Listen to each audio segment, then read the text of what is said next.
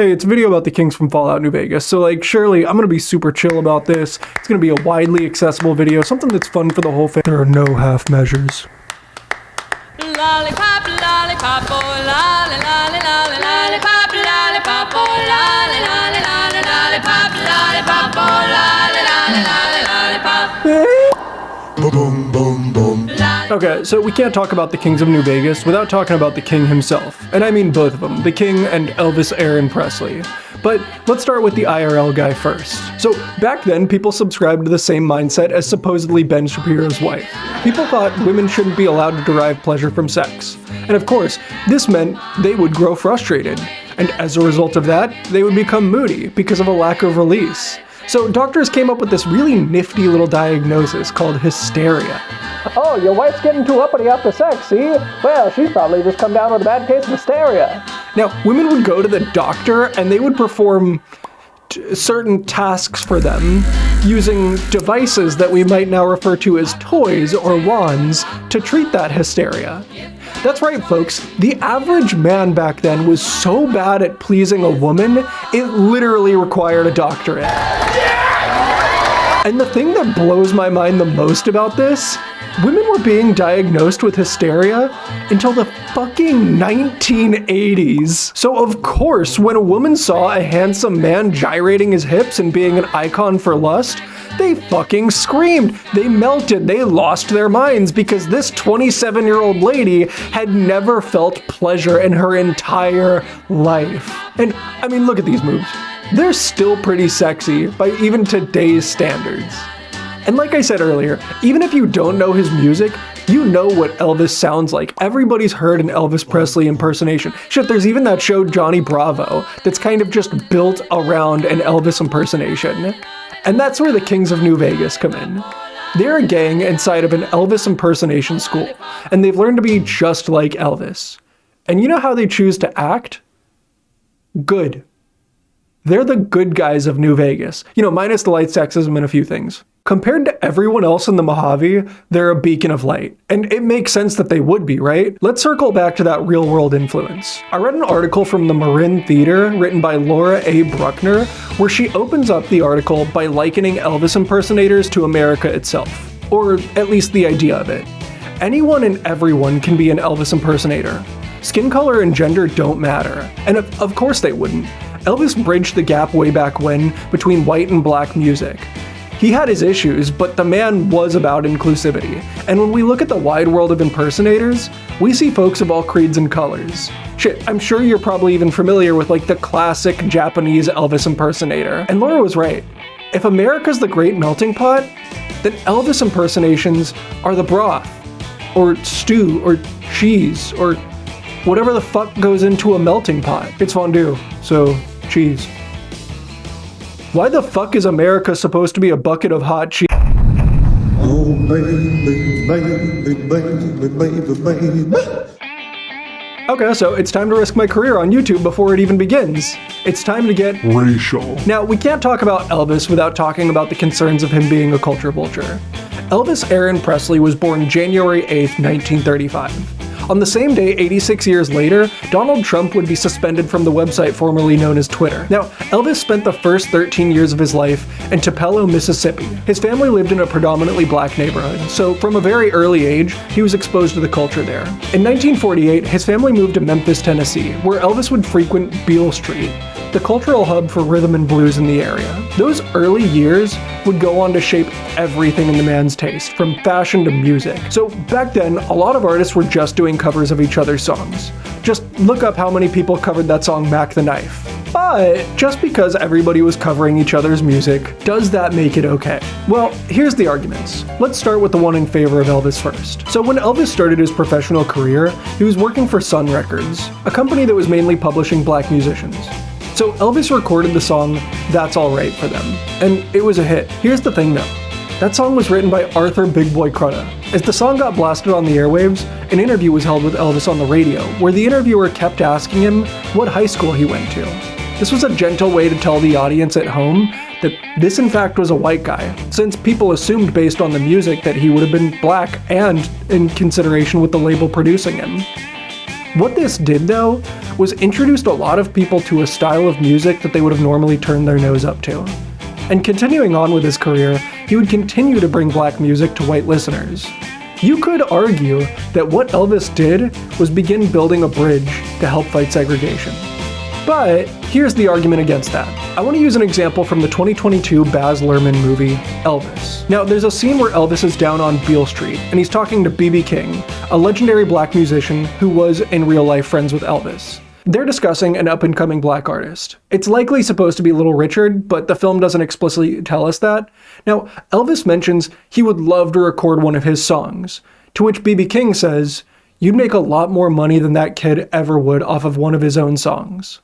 Now, Elvis may have introduced white ears to black music, but the result is, many of the songs that he popularized are now viewed as his songs rather than that of the original creators. I don't think Elvis was racist.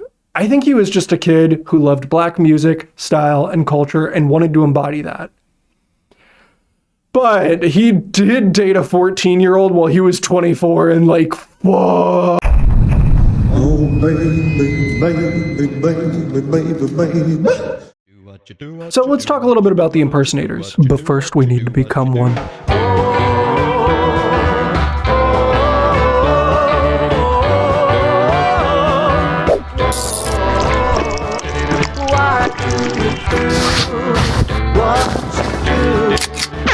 What the hell is even that? My scalp is purple now. Please like and subscribe. So, however you feel about Elvis, we can say the man bridged the gap and allowed people to experience the music of a culture that they otherwise wouldn't have. And if that's the case, then of course the music he performed would have been a perfect thing for people all over the world to impersonate. And all that began with a guy named Carl Cheesy Nelson from Texarkana, Arkansas.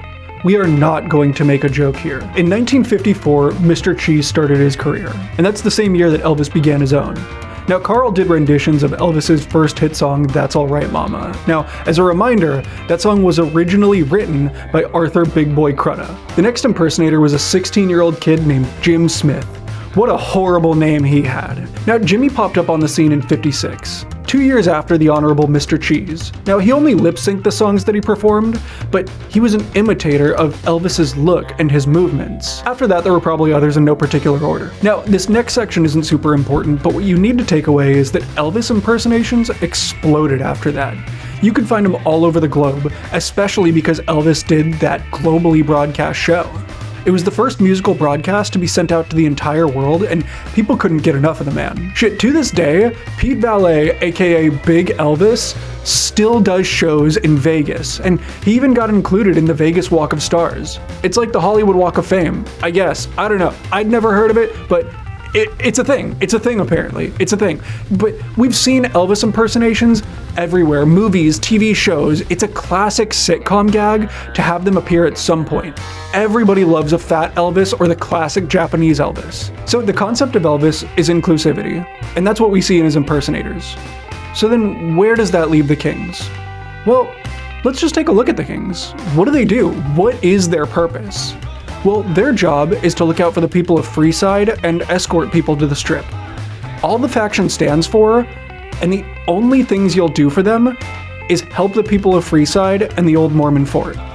And the Kings of New Vegas, they just understand what it means to be an Elvis impersonator and the badge of honor that it comes with. They don't know shit about Elvis. They don't even know his name or that he was a musician.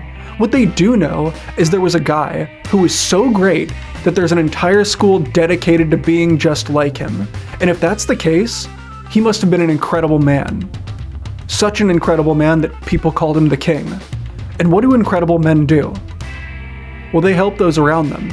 Think the NCR are the good guys? They're willing to steamroll any and everyone just to claim the land and then tax the fuck out of the people living on it. And if you think any other faction in this game are morally the good guys, please unsub. But the goddamn Kings, dude. Literally the first time we have an encounter with a member of the gang, they're just giving us a reward for helping the people of Freeside. And that's it. We aren't offered a job. We aren't shaken down. It's not a scam. No strings attached. The King just heard that we were helping people out, so he had somebody pull up and give us something. So surely, this incredible faction with an interesting theme, a whole entire base of operations, well, it's gotta be joinable, right? you should be able to ride with them to the end of the game, right? I mean, you can do it with the Powder Gangers, which are the first bad guys that you meet in the game. So, of course, you can side with the Kings too, right? Oh, baby, baby, baby, baby, baby.